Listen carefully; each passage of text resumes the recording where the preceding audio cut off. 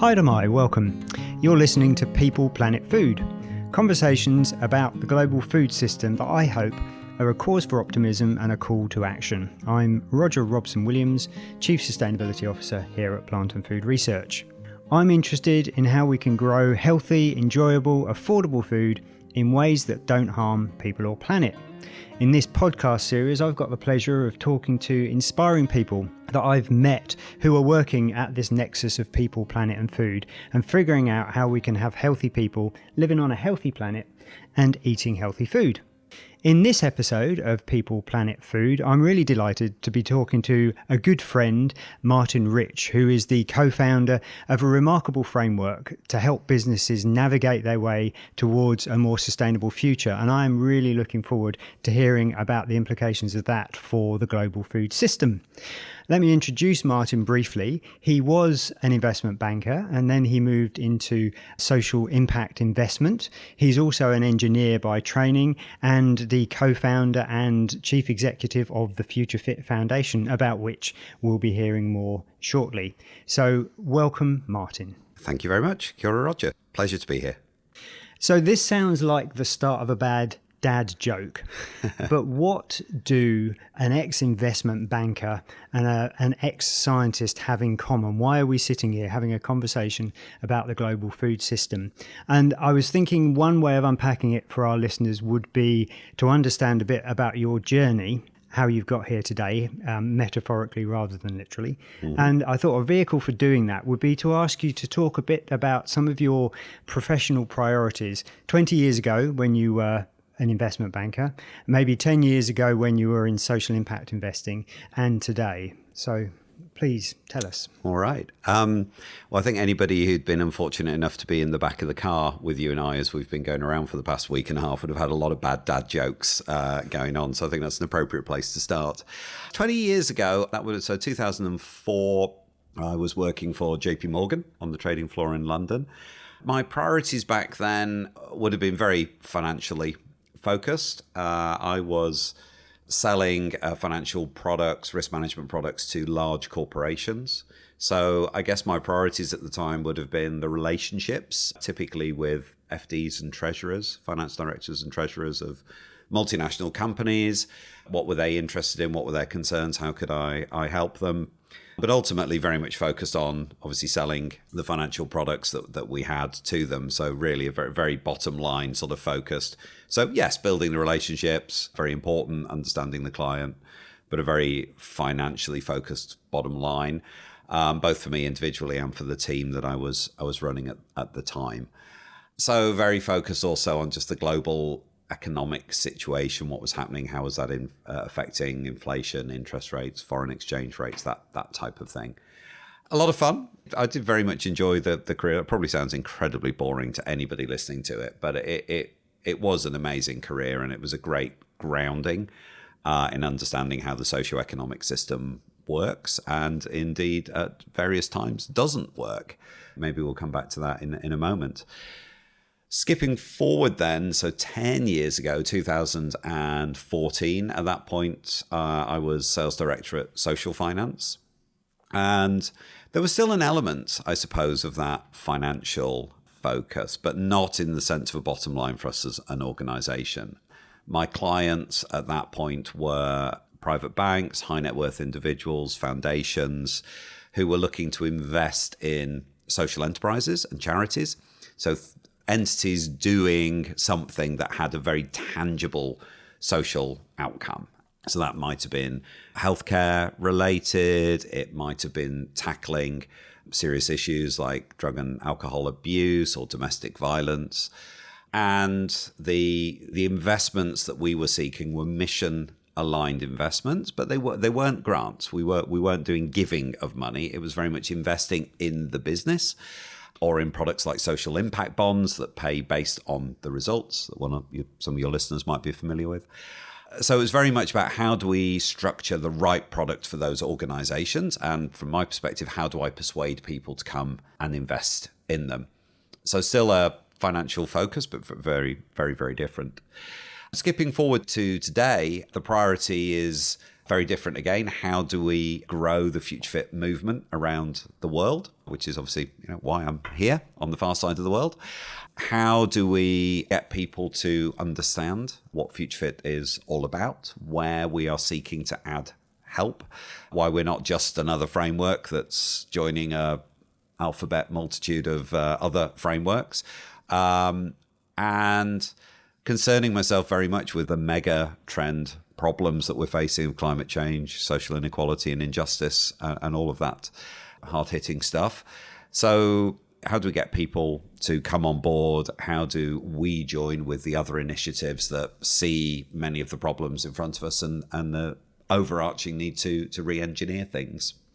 Thanks, Martin. And we'll definitely come on to the question of what is the Future Fit and all of that good stuff. I'm curious to know a bit more about you as a person, because I know from conversations that we have had that you have foregone the kind of second half of what could have been financially a very lucrative career in order to first move into social impact investing, and then more recently set up this charitable foundation, the Future Fit Foundation, and promote business sustainability. So I'm interested why you do this work.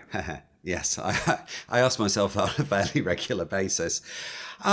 So the journey from the first step from banking into impact investment, I stepped out of the big banks in 2008-9 at the height of the subprime crisis, where a lot of the work that I was doing, I could just tell that market space was going to die, at least for a number of years. And I'd ceased to really enjoy it by that point.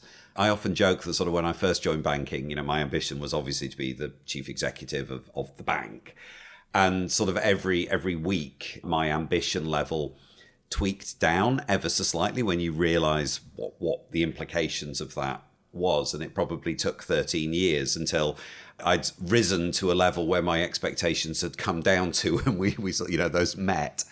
And I just wasn't enjoying many of the people, unfortunately, I was working for, or the roles that I was ending up doing. It just lost the sheen, and then the crisis came along, and it was like, okay, this is a perfect time to step out. But I just wanted to use those skills that I'd learned in a way that was more beneficial for society. And I'm not bashing the work we did, and I think it's relatively the financial markets can be used badly, but they can also be used for a lot of good. So I think they're amoral rather than immoral, mostly. But I could see that the skills could be used for something much more worthwhile, which reflected, far more where I was as an individual. My faith is important to me in that regard. And so I felt, where could we find somewhere to do this? And the social impact investment market was really springing up in London, and it was a natural fit. I managed to glide into a role there within a couple of months, and found myself taking those previous skills, not all of them, but it opened many doors and enabled me to have some great conversations and move that forward. I was regularly getting patronized for not being a proper banker anymore, and, patted on the head. And, it's very lovely that you're doing this, which, is encouraging. But then it was through that I began to realize that, there's these mega issues. And in many ways, I felt that the impact investment space, as amazing as it is, was very much working in the sort of the A&E department. Is that what we call it here? You called it something else the other day. ED. Okay, just make sure listeners, so accident and emergency departments. But it felt like a lot of people dashing in through the doors. And I began to ask, why are there so many people turning up? All of the services in the UK are stretched to breaking point. I wouldn't mind betting it's probably exactly the same here. Why are there so many people flooding in? And of course, you very quickly get back out to, again, these big issues of just society falling apart, climate change being responsible for driving a lot of that, and vice versa. And the engineer in me said, okay, how do we start to tackle those issues? And that was what led me to use impact investment as a stepping stone, and then ultimately want to do something about that, which then led into ultimately what became Future Fit Foundation.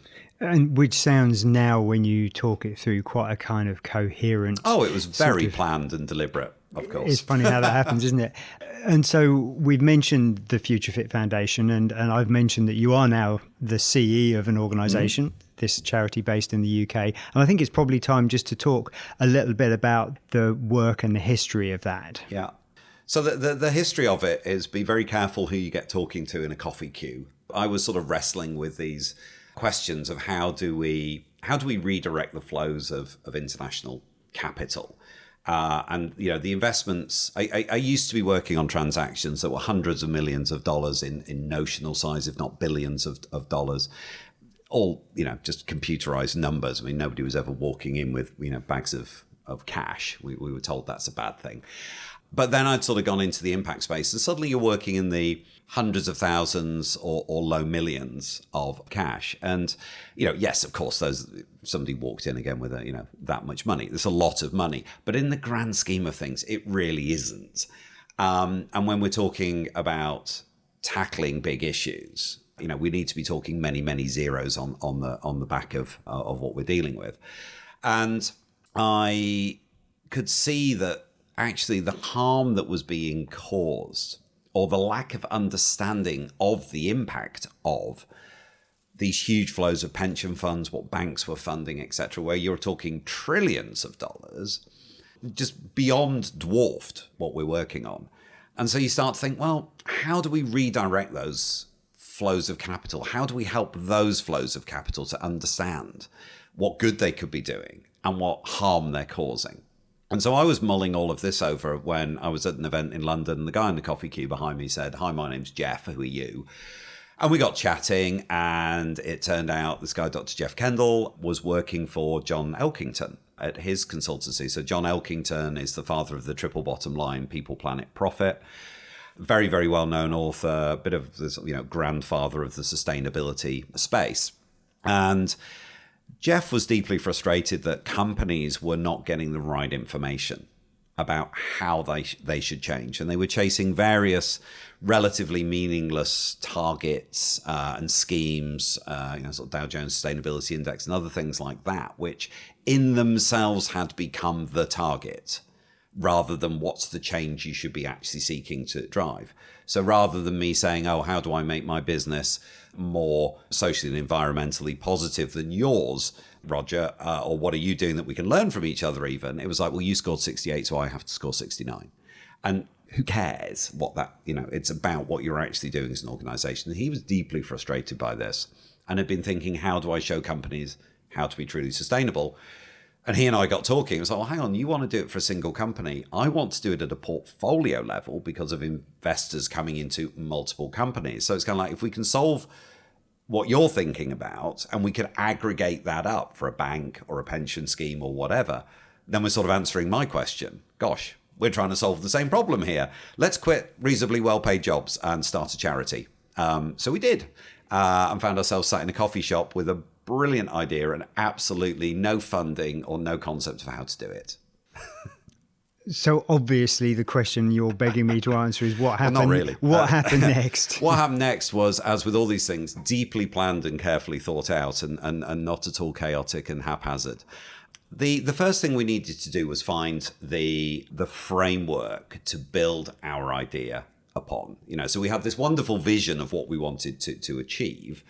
But we needed something solid to build upon. And delightfully, we came across a thing called the natural step, which is a system science-based framework originally created in Sweden in the late 1980s that described a sustainable society on a sustainable planet.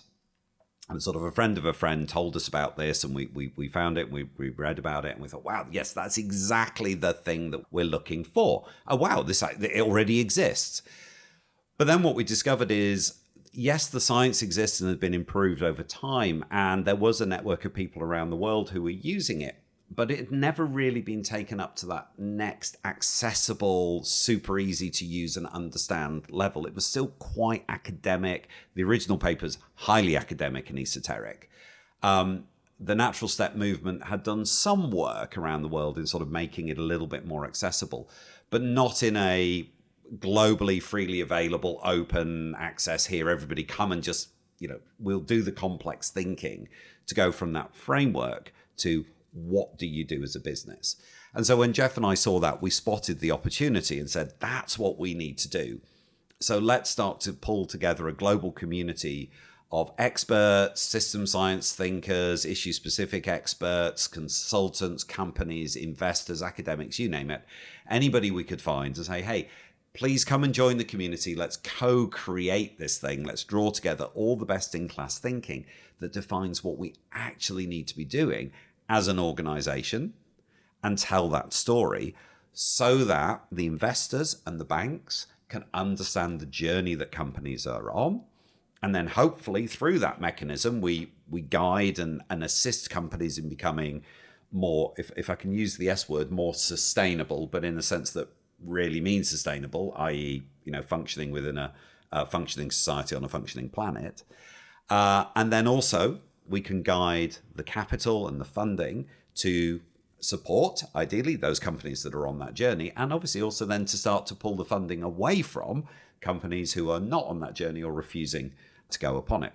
So that was the first sort of couple of years, began to pull that together. Then we created the first version of the framework. We're now up to version 2.3. It's on our website and freely available. And, we're just slowly getting more and more organizations and folks to join us on the journey around the world. And of course, my organisation, Plant Food Research, is one of those on the journey. And without wanting to get terribly corporate about this, the Future Fit Business Benchmark, which is the framework you're talking about, I came across about 5 years ago. I was searching for a science-based, holistic, quantitative tool to help identify what we as an organisation and indeed other organisations should really be paying attention to if we want to be prospering in 15, 20, 25 years' time. Came across your framework, the Future Fit Business Benchmark, and through applying it to a number of organisations now over the last 5 years, I have become more and more impressed with the power it has in terms of helping that organisational change. So thank you for that. And another reason we were keen to adopt the Future Fit Business Benchmark at Plant and Food Research was because it's free. Mm-hmm. All the information's open access, and the Future Fit Foundation is a charitable organisation. It's a not-for-profit. But Martin, who is the benchmark intended for? Literally everybody and everything. It's a system-based approach, and the system that we've applied it to is business. But actually, it could apply to a household, an individual, a city, a whole country, government. And in due course, we actually want to produce a whole suite of benchmarks that all interconnect and overlap, that touch on all these different types of entities. Right now, the version that we've got out there is business. But again, there are local authority and government type entities, some cities beginning to look at it, even in its current form. And then in terms of scope and size of business, it applies to any business, anywhere, of any size, in any sector, because the rules of the game are the same. Obviously, the influence you have on the system and the scale of impact that you have and your ability to react to that and change that varies massively in scope. But at one end, we have some absolutely tiny organizations of 1, 2, 3 people, right up to organizations with tens of thousands of employees around the world. So literally the whole scope.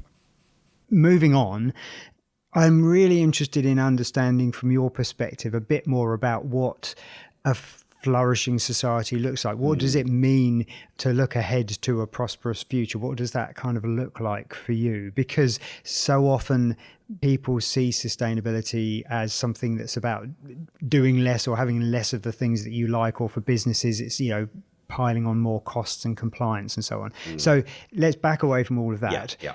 Prosperity for you, flourishing society on a flourishing planet. What does that look like? I think what I love about the natural step approach is it very much sort of takes that vision of what the technical term is backcasting. So, how do you get where we want to be from where we are today? So, a long way of saying that, that's the right question. And for me, it's about how do we create a world where everybody has the opportunity to be the best them. And that is not where we are today. For the vast majority of people, just getting toward the end of the day and being able to feed their family in some form of safety, that's questionable, is extremely hard. That is not enabling you to be the best you. So how do we, what does that vision then look like? Sorry, to answer that question. For me, it's about helping to create a world where you are not caught in this vicious cycle of having to earn money from a company that doesn't really care about you and sees you purely as human capital to be used, which money to buy food and shelter and heating, to go home, fall into bed, exhausted, get up the next day and hit the repeat button.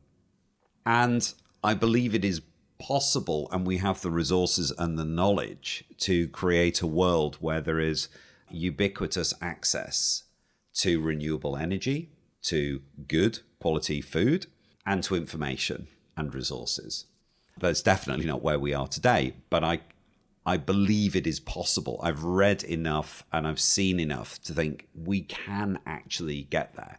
The incentives that are built into the system today are very strong at preventing that. And this is a very dramatic shift. And I'm sure many people listening to this will be going, yeah, you're talking about a Star Trek, sort of future that will never actually exist. But again, back to the question, what could it look like? What does it look like in my mind?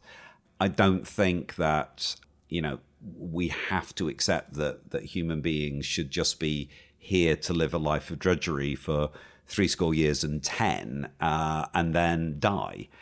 That's not, to me, the purpose of life. So let's try and create an alternative and a better world where that flourishing is available. It doesn't mean that there won't be pain and hurt and disease and illness and things like that, right? Life isn't just going to be a bed of roses for everybody in Martin's utopia. But if we could get to that point where you're not having to scrape just to survive through those points, and then can start to unleash that amazing creativity that is within, I think, just every human being, whether that is artistry and, whether painting or music or dance or creativity or engineering, building things, helping others, whatever it might be. Human beings can be wonderful things. They can be very unwonderful as well, as we all know, but they can be amazing. And this vision is about creating that world where we sort of release that inner amazing you and me. And I'm just going to stop there because I think I've said enough, actually. Yeah, and I mean, we really, really need a vision of what could be. Now, you could dismiss this as idealism and, and so on. But, some people, I mean, like you and I, our jobs are to be aware of the reality of the polycrisis we're in, right. The fact that the biosphere, the biological and physical systems that keep the planet stable are becoming more and more unstable as a result of human activity, largely human activity in the advanced economies. Climate change being just one example of that, right. Biodiversity loss, also ecosystem collapse, all those kind of things. We're also painfully aware of the problem of growing social inequity, which is in many ways a kind of a predictable and perhaps inevitable consequence of the current kind of socioeconomic 100%. System. And we all see the terrible kind of visuals around, for example, ice cap retreat and so on, and all of that bad stuff, which I'm not suggesting for a moment we should kind of turn our faces away from, but there is a different future that we could imagine for ourselves. Right. And my sense is through the work of the Future Fit Foundation, that's what you're trying to create. There is an alternative here. And in very practical ways as a business, if you are interested in contributing to moving society towards that future, here are some things that you can consider doing right now that will begin to make that difference. Yes.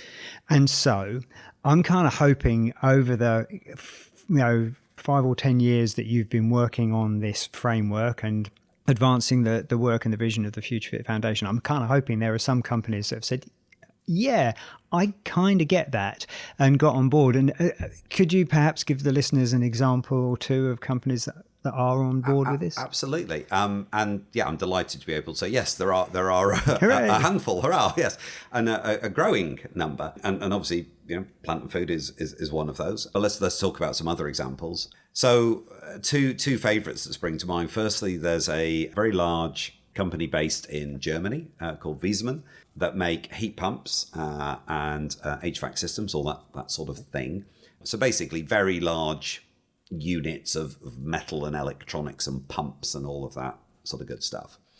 And until recently, they were privately owned, fourth generation, family owned, but €4 billion turnover, 14,000 people, big old organisation. And they realised that future was changing and they needed to very quickly adapt their business models to this, and started to explore, find a framework, find some people to run that. Thankfully, they found Future Fit, and they started to use that to embed into a 2030 and 2050 business plan. So it's not a sustainability add-on plan. It's using Future Fit in the right way, which is integrating it into the business. And I highly recommend that report to any listeners who are interested in reading a 130-page business strategy report. Genuinely, it's brilliant. So Wiesmann, Wiesmann. Just find it on the web. But a little anecdote from that. They took one of the heat pumps off the production line and stuck it in a room with a bunch of their engineers and a load of spanners and screwdrivers and said, take it apart. See what it would be like to try and replace bits and pieces. And importantly, how much of this could be recycled at the end of life. And of course, these guys had never done that. All they'd ever done is design it to be put together. So off they go to work with the spanners, and suddenly they find, I can't quite get to that. Oh yeah, that bit doesn't come out. Oh, that's broken. Oh, you can't. This isn't. Or this, this bit's stuck to this bit, so we can't get those apart. And it wasn't terrible, and a large amount of it could be recycled. But of course, instantly they've gone, oh yeah, well, actually, if we put that in here, we designed that in this way, that could become accessible. Suddenly you could have a modular system, which would be far more recyclable at end of life. And where their thinking was leading them was to the idea actually of no longer selling the unit to people, but actually effectively renting out the unit, renting the service to their customers, so that ultimately they would bring the unit back, repair what could be repaired, replace what could be replaced, recycle anything that couldn't.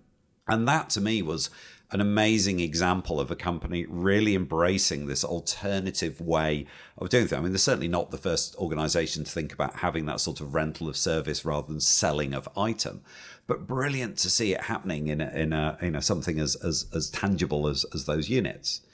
Another example from further north and west in Denmark is an organization called Better Energy, who are sort of grid level solar installers.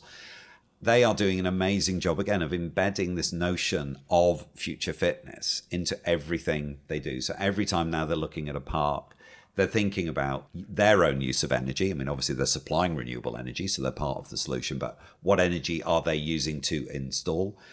How do they get to zero waste? How do they minimize the physical impact? I mean, at the end of the day, you're putting a big park into an open space. How do they think about how they treat their employees? So the contracts, living wage, equality and diversity, all these issues, but also down through the supply chain.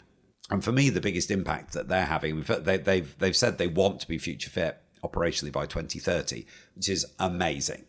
They want to be operationally and supply chain future fit by 2040. That's even more amazing. So now we're starting to have conversations with their panel suppliers, which is taking us right back down the supply chains through China to say, right, how could we find every organization along this chain and get them to be thinking about becoming more and more future fit? And of course, if we're going to change the system, the business system in itself, we've got to get down to the bottom of the supply chains, wherever they are. So I'm super excited with that one being a first, it's a tiny drop in the ocean, but right, you've got to start somewhere. And they're pushing so hard to make that happen. That can then influence the other organizations who are being supplied. I mean, you and I, Roger, had a conversation, probably can't say with who, but somebody else, earlier this week. It was like, we can connect you into that conversation around solar panels. Fantastic. And so that's how you start to drive that sort of positive shift amongst the whole system. Thanks. Two great examples. And I guess particularly the Wiesmann one speaks to trying to circularize things a bit more. So rather than the kind of take, make, and then discard model, actually say, okay, we need as a manufacturer to be responsible for the end of life consequences of the product that we've sold, as well as the manufacture of it and so on. So you mentioned the word positive, and I'm interested in exploring that, because working as I do for a kind of a for-purpose organization. So we do want to make money that we can reinvest in science, but essentially, we're here to try and support sustainable food systems in Aotearoa, New Zealand. We were interested in the benchmark, the Future Fit Business Benchmark, to help improve our kind of operational sustainability. So, tackle our use of water and our generation of waste and all those good things, make sure we're paying proper attention to the well-being of our people and so on. But there's a whole other half of the benchmark, which is not about trying to tackle the inadvertent harm that business activity can have on people and planet, but is looking at, okay, so where's the build here? Where's the positive stuff? Where's the restorative stuff? And how do we look at that? Which is very much the space that an organization like Plant and Food occupies, trying to regenerate ecosystems and make the production of food more sustainable for other people, amplifying their efforts. So could you tell us a bit about that side of the benchmark? Absolutely. And actually, it's the critical piece, right? It's the regenerative rebuilding side. We have degenerated, that's a terrible word, so much of planet and society that we have to regenerate and rebuild. And for me, that's where corporate purpose, a massively misused word, really comes to life. What is the true purpose of your organization? And it shouldn't be to make money. If the purpose of the organization is purely to make money, I personally pity you and think that's a very sad purpose. If you are successful at what you're doing, then sure, financial profit will flow from that, or should flow from that. But ultimately, society should want you to be flourishing financially and in other ways, because you are delivering upon your purpose, which should be, what benefit are you bringing to planet or society through what you are doing? And you look at an organization like PFR, and it's kind of pretty obvious. I mean, it's sort of written in the name in many ways. But actually, it's entirely true for so many other organizations. But the question for them has to become, first and foremost, does that purpose come off the wall of the chief executive's office? Are we simply flying aeroplanes around for the sake of making money out of flying aeroplanes around? Or actually, are we about connection? Are we about education and experience and learning about other people and other cultures and all of that type of thing? Or, fill in your own example. And what the positive side of the benchmark is trying to show people, or help them to think about, is what is actually at the core of what you're doing, and how is that going to help us move to this vision of a flourishing society on a flourishing planet. And therefore, why should society want you to exist, and why should it want you to be financially successful, indeed reward you financially for being successful? And those companies who can't answer that, or can't see a way to transform themselves, then really it would be, well, do you have a place in a future fit society? And obviously it's not, given to me to decide whether global society gets there or doesn't get there, but rather to sort of signpost and say, well, there is a flourishing future. This is what you could do. This is how you would act in that scenario. And again, can we then build enough people who see the world in a similar type of way, whether they end up using Future Fit or not? It's just, are we all fellow travelers moving in that positive direction? So then let's build and encourage and support those companies who are doing that. Let's leave behind those that won't or can't change. I think the other angle just to bring in as well from that positive side is, what does it ultimately mean for a given community, a given country, a given culture to be thriving? The system science that we've encapsulated sort of puts the scientific boundaries around that. And I think it's fair to say that those are accurate and would apply to any human being anywhere on the planet. But ultimately, what you are trying to achieve as a country, wherever that is, here in Aotearoa, New Zealand, that will mean something different to our respective homelands of the UK or North America, South America, wherever. And so, and a very important part, and Roger, you and I have had some really great dialogues this week to say, okay, well, taking indigenous culture and wisdom, how can we overlay those two pieces? How can we, put on the table and show each other what we're all thinking about? So, well, where's the common ground? What do we agree on to start with?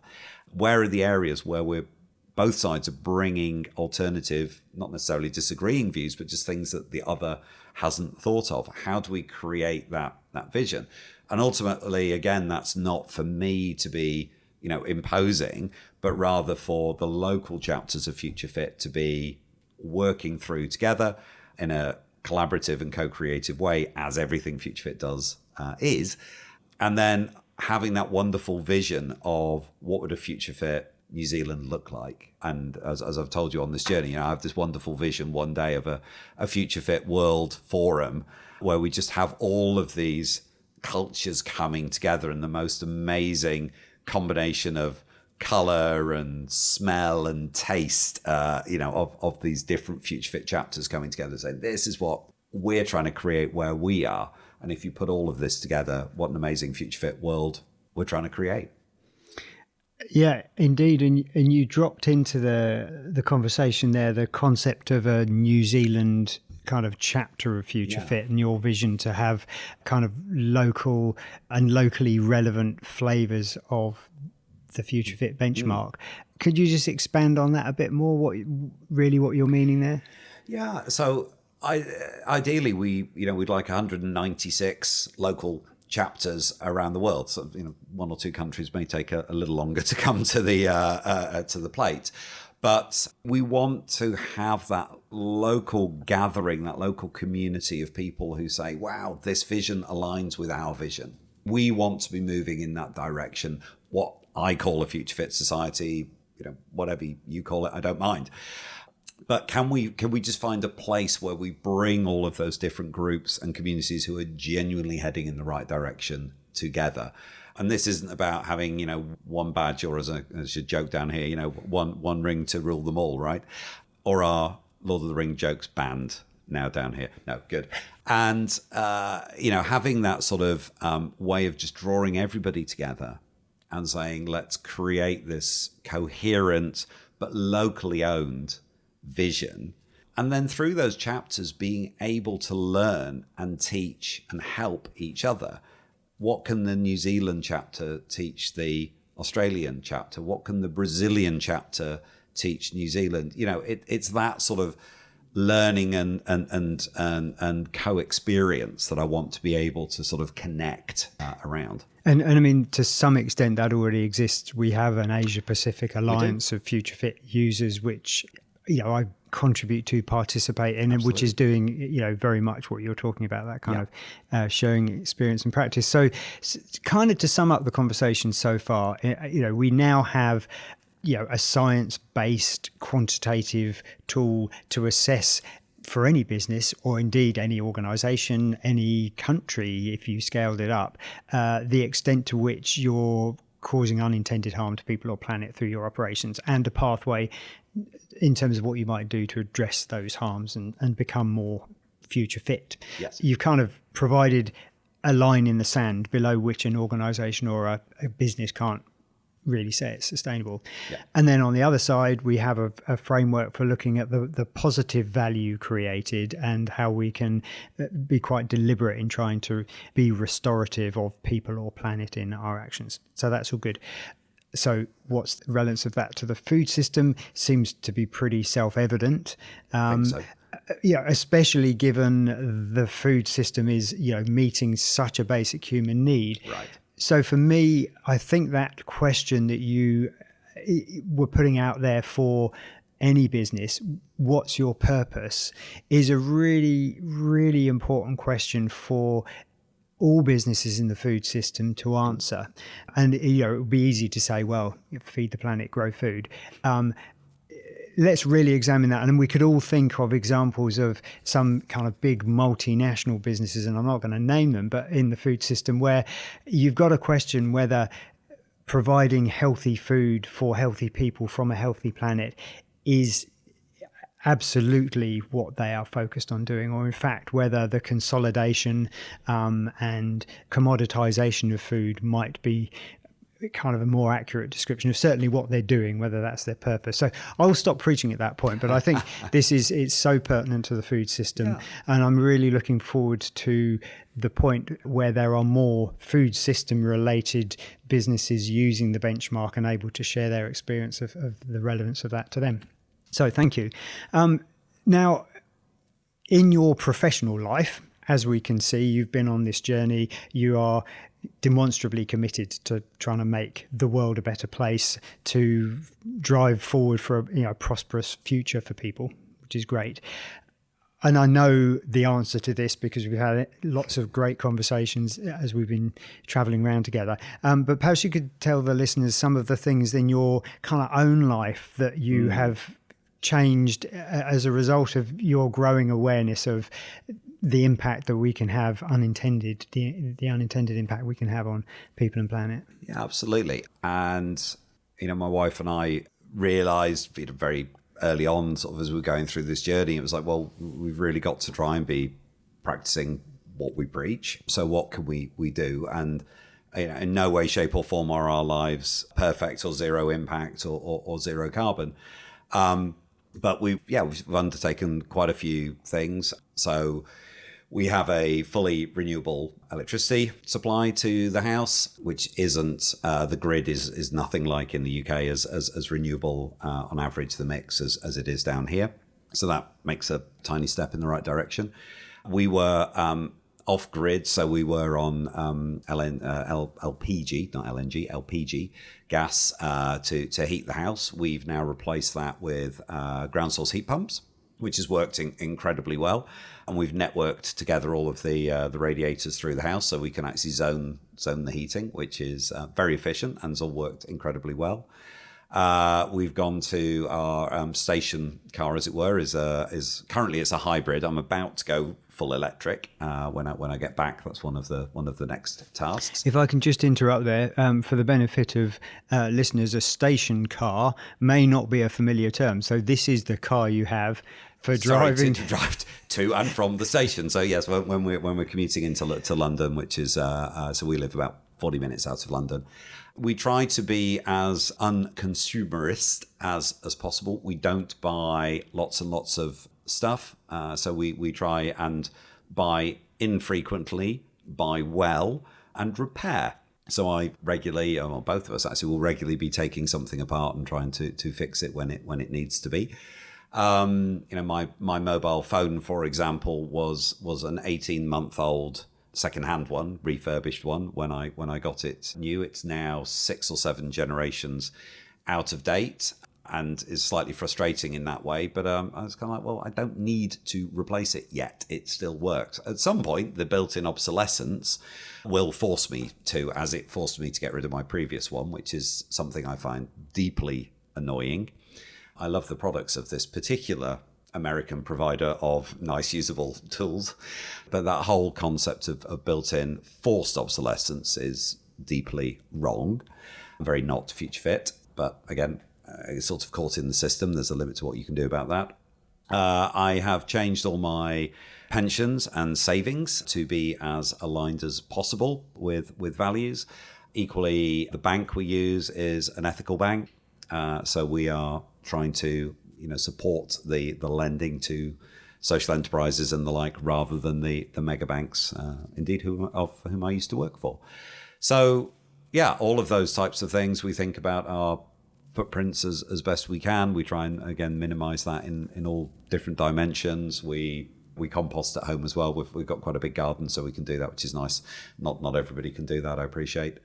And your point that not everybody can do that is such an important one to latch onto there, because I do want to ask you, and I'll give you a moment to answer this in a second, you know, one thing you think a listener could usefully do to play their part in kind of heading towards this prosperous future that we envisage. But it is really important to acknowledge different people have different capabilities. You're an engineer, so repairing things comes quite naturally to you. Different people have different kind of capital resources. So for some people, you know, even having a pension would be a thing. And so I think that the key for me here is, for those of us that are in the position where we can make good choices about, for example, we have a pension, who's it invested with, we need a car and we could afford to get one with a lower kind of environmental footprint, then we should do that. There's a particular responsibility for those who can to make those right decisions, recognizing that isn't the world that everybody exists in. So back to my question, kind of one thing, if people could, listeners to this podcast could do. Absolutely. So I'll split the one thing into three subcategories. So I always answer this question the same way. Three things, actually. One, look at your energy tariff, who you're with. Now, I appreciate New Zealand's, because I think the mix is north of 80% renewable. So it's a smaller difference here, but if you could go 100% renewable energy, that is a great thing to do. Obviously, you know, check what the relative costs are.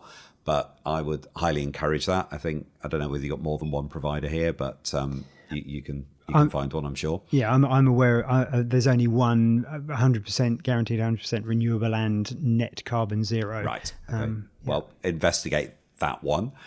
I'm sure Google will tell you who that is. Other search engines are available. Look at the bank that you are using and ask, are there alternatives that are more focused either on local community or on where they're lending? So are they looking at lending to organizations who are part of the solution? We're quite fortunate in Europe that we've got quite a range of those. I'm not aware there are so many down here, but people have talked to me about Kiwi Bank while I've been here. So I've not investigated that, but listeners might want to check in and see how that compares to where they are. Moving your bank account is actually remarkably easy. And the third one would be pensions and savings. Again, if you're fortunate enough to have such things. Typically, in most countries, 98 to 99% of people who have a pension go into the default scheme and never even look at it, either because they don't have time or they don't have the knowledge and experience. But it's where we can, as individuals, make such a big impact, far more so actually than many of the other little tweaks and things that we do around the edges. So ask your employer or ask your pension provider, what's being done to make sure that I am not funding fossil fuel extraction or whatever it is. I want my pension to be invested in a way that is achieving as much positive and as little negative impact as possible. Now, if you've only got relatively, small amounts of control and or funding, there are limits to what you can do there. You definitely need to make sure you get advice on this stuff as well. But if you even just ask the question, it helps ramp up the pressure. It makes the providers go, we've got to be doing something about this. So don't let them fob you off. If they say, if you invest in that type of thing, you're going to be giving up financial return. No, you're not. You can, and that is sometimes is the case, but actually it's perfectly possible to be making decent at market, as we would say, financial returns and achieving less negative, more positive impact. So don't let people fob you off. But I think between those three things, they're great practical ways that you can make a difference. And on top of that, as you say, Roger, just in everyday decisions, what can you do within your means that enable you to just take into account those sort of social and environmental factors, start to change your behaviors as best you are able to do. Thank you. Great answer to that question, a 3-in-1 answer there. The next one's going to have to be a 1. I'm going to force you to just one. Right. And that's one report or book that you would recommend listeners read, or a podcast that they listen to, other than obviously this one. This is the best one. A recommendation of that nature, please. Aligned with the conversation we've been having, I think one of the most hard-hitting and impactful things I've read in recent times is Rethinking Humanity by an organization called Rethink X. And again, if you just put Rethinking Humanity into the search engine of your choice, you will find it's a PDF, free to download. It's about 90 pages. It's pretty dense. It's quite hard-hitting. However, anybody listening to the start of this conversation and thinking, Martin's just dreaming of a utopia that's not possible, go and read that document, because it articulates far better than I can how that type of future can come around and how the technologies exist today to enable it to happen. So you don't even have to be a techno-optimist to think that that can occur. Technology will improve and make it even more viable, but we know how to do so much of this stuff already. So it's a brilliant, brilliant mini book. Highly recommend it. Thank you. I'll look out for that one. I have seen it, but I haven't read it yet. So, Martin, my final question for you, which sounds trivial, but other guests have come up with some really insightful answers that I found wonderful. If you had a superpower to enable you to bring about this future flourishing society and planet that we both share a vision for, what would that superpower be? Gosh. So the selfish personal one is the ability to fly, because I'd love to be able to just fly. That's not what you're asking. I think it would be the ability to be able to put myself into the shoes of anybody I was talking to and really understand where they were coming from and the challenges and issues that they were facing, so that one would then be able to articulate more clearly to them through their lens why perhaps the pathway that they're looking at is suboptimal and what the better alternatives would look like, and how we therefore might work towards this more flourishing future that we've talked about. Because we always walk into these conversations fully aware that our viewpoint and perspective is 100% correct and all-encompassing. And of course, everybody should see the world the way that we do. And that is often very unhelpful. So yeah, I think the ability to see the world through other people's eyes. Thank you. That's you have kept up the unbroken record so far of some really wonderful insights from this concept of a superpower. So thank you for that. And look, I was reflecting on my bad dad joke opener. Yeah, what do an ex-investment banker and an ex-scientist have in common? And it's a profound belief that the way we are heading as a species at the moment, particularly the behavior in the advanced economies, is leading us down the wrong path. Yeah. There is a much better path, a flourishing future for both people and planet that we can choose, and we're both kind of committed in our different spheres of activity, me particularly within the food system and the food system in Aotearoa, and you engaging with small, medium and large businesses to try and help to show them a pathway forward. We're both committed to that. So kind of that's what we have in common, as well, of course, as a bunch of other things, including a profound enjoyment of the English language and how you can be silly with it. So I've really appreciated your company over the last couple of weeks as we've travelled around. So thank you. Have you given me cause for hope? Yes, and this is getting a bit of a cliche almost, but the fact that you're doing this work and you're working, I know, with lots of other incredible people around the planet is a great cause for hope. Have you put down a call for action? Well, you've been very clear in some really concrete suggestions for things that people could do to play their part in creating this flourishing future. So thank you very much for both of those. And for the listeners out there, thank you so much once again for listening to this episode of my podcast series. If you're interested in more of these sorts of conversations about people, planet and food, please subscribe to Sigest and rate and review the show. And of course, share it with anybody else if you think they would find it interesting. And importantly, if you think there are interesting people that you know that I might like to have a chat with, I'd really love to hear from you. Just email me on sigest@plantandfood.co.nz. Next up, I'm going to be speaking to Brendan O'Connell, who runs an organisation focused on the application of agri-technology in the food system, a technology optimist, and I'm really looking forward to chatting to him about the role of technology in creating a prosperous future for us all. In the meantime, stay safe, keep well, and think about some of those recommendations that Martin's made.